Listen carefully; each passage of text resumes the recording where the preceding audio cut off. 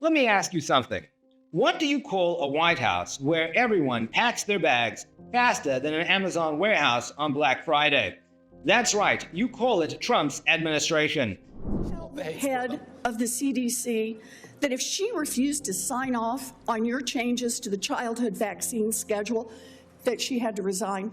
No, I told her that she had to resign because I asked her, are you a trustworthy person? And she said no.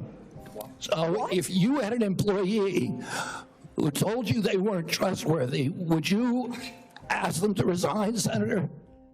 In just a few months, we've seen more resignations than a bad season of The Apprentice.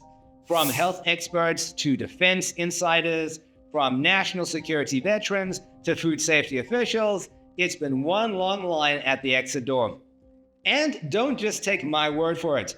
Today, we're breaking down the collapse of Trump's inner circle, agency by agency, resignation by resignation. So let's get started.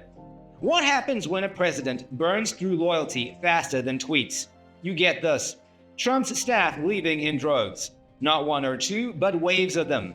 News outlets called it everyone quitting at once. They either quit or they are fired. You know what happens when everyone fears they could be fired at any moment? The only people left are the ones who want to be there.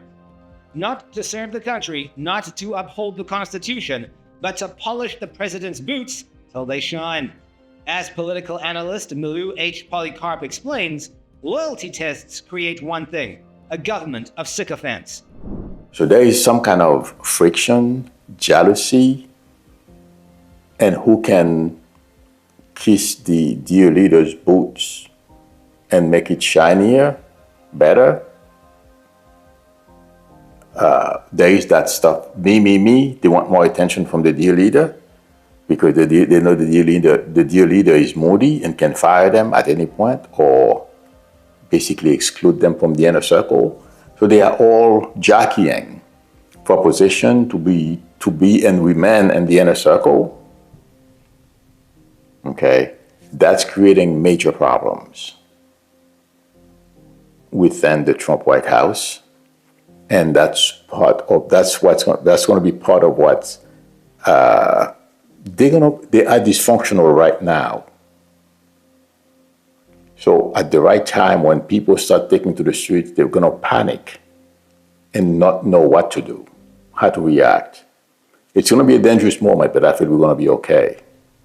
The next reference is, my prediction is, there are going to be major challenges facing this regime. They're not going to know how to react because they are fighting within themselves. There is no cohesiveness. There is no sense of purpose or goal. And if you notice, Trump wants to invade Venezuela. He wants to fight with Europe, and he's invading Chicago, Maryland. People in the House, they're watching. I'm talking representatives. They are feeling very uncomfortable and intuitively, I feel. Okay? The other thing is the Epstein file. And that's exactly what we saw. Experts out, boot cleaners in. The tragedy? Institutions designed to protect Americans became echo chambers built only to protect Trump's ego. And that's not experts being dramatic. That's the reality. And if you thought it would stop at the top level, buckle up. Because the CDC, the nation's shield against disease, was the next to implode. Trump decided the best way to fix the CDC was to fire the director, Susan Monterez, barely weeks after she took office. And guess what? Her top deputies didn't wait around. They walked. Deborah Howry, Daniel Jernigan, and Dimitri Daskalis are all gone.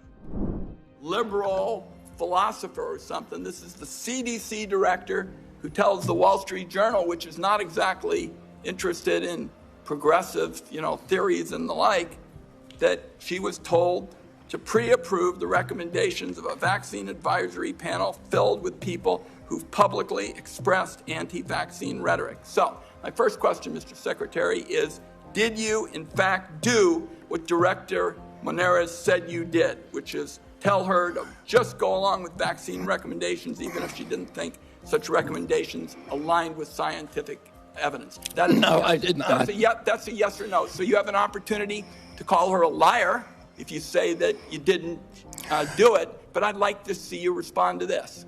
No, I did not say that to her. And I never had a private meeting with her. So there are witnesses to every meeting that we have, and all of those witnesses will say, I never said that. So she's lying today to the American people in the Wall Street Journal. Yes, sir. Okay. Let's talk now about what's coming up, because I've made it clear what I've thought about the 203 days with my colleague, Senator Also Brooks. In 2 weeks, CDC's Advisory Committee on Immunization Practices will meet to make decisions about critical vaccines that protect us against hepatitis B, measles, and more. The committee's got a profound impact on vaccine access, but these aren't ordinary meetings. You've stacked the deck to ensure the panel bends to your views. In June, you fired all 17 committee members who are respected scientists and doctors. You replaced them with non-experts, vaccine skeptics, and conspiracy theorists. As a result, this critical advisory panel has lost scientific credibility. After years, colleagues, we spend so much time not looking at this as Democrats and Republicans, but as good science and scientific credibility. And now the American Academy of Pediatrics has warned that the committee is being politicized at the expense of children's health. American Academy of Pediatrics, you think they're lying too? I think the American Academy of Pediatrics is gravely conflicted. That's not just a resignation, that's an emergency exit. Even CDC staff staged protests, because when the people who protect you from pandemics quit in protest, you know it's bad.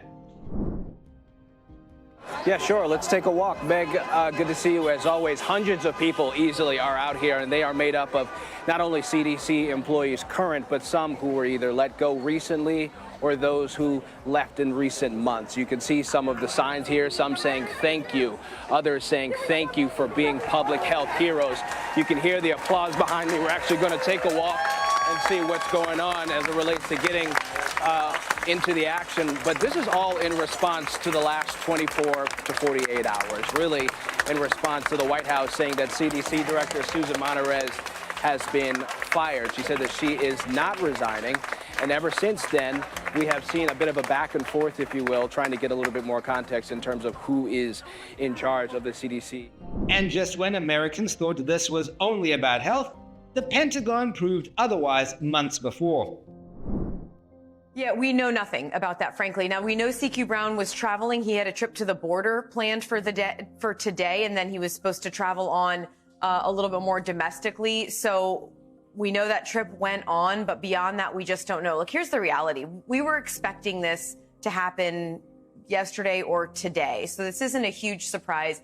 We've been talking about the possibility of Lieutenant General Kane to replace the chairman. And just given the pattern of how this has been, the administration has been carrying out these sorts of things, we were all sort of expecting this to be on a Friday night.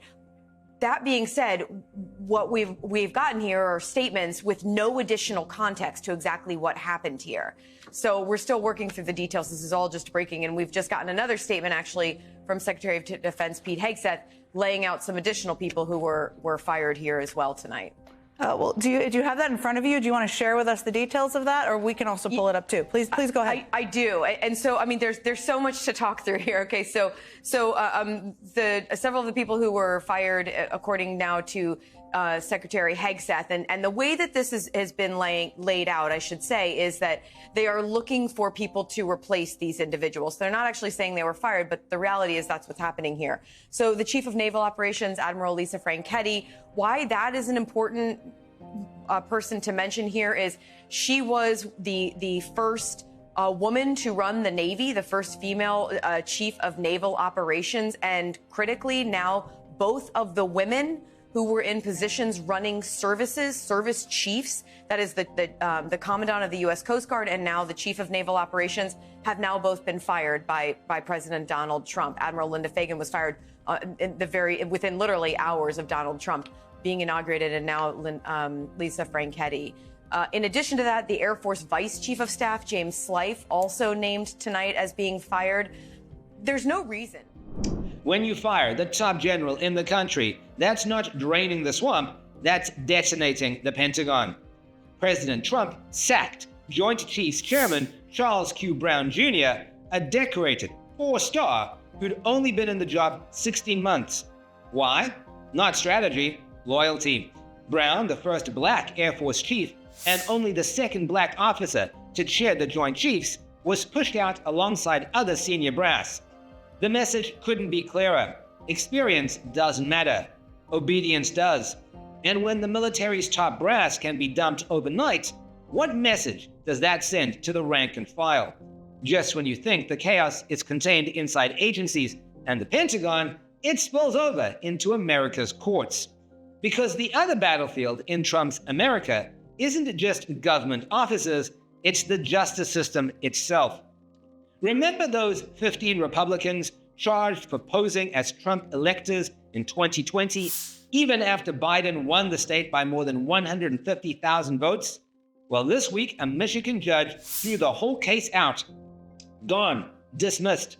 The court said prosecutors failed to prove criminal intent and that the so-called fake electors believed they were exercising their petition rights. Yeah, Brian, this one is perplexing. A state court judge in Michigan just threw out the cases, threw out all of the prosecutions against the fake electors. Now, these are people who forged certificates attesting falsely to the claim that Donald Trump won the 2020 election in Michigan when he clearly lost the 2020 election. These people were indicted on 8 felony counts each, including forgery, which they certainly seem to commit, conspiracy, and several other felonies. Indeed, the Attorney General, Dana Nessel, announced that, this plan, this conspiracy that they were in was designed to reject the will of the voters and undermine democracy. It was fraudulent, it was legally baseless,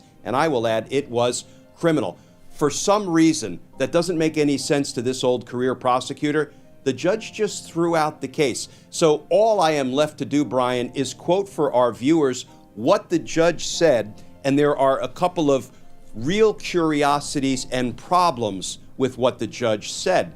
The judge's name is Kristen Simmons, and she said, quote, "This is a fraud case, and we have to prove intent, and I don't believe there's evidence sufficient to prove intent," Judge Simmons said from the bench Tuesday in her Lansing, Michigan courtroom. Now, let me explain to our viewers why there's something very wrong about that.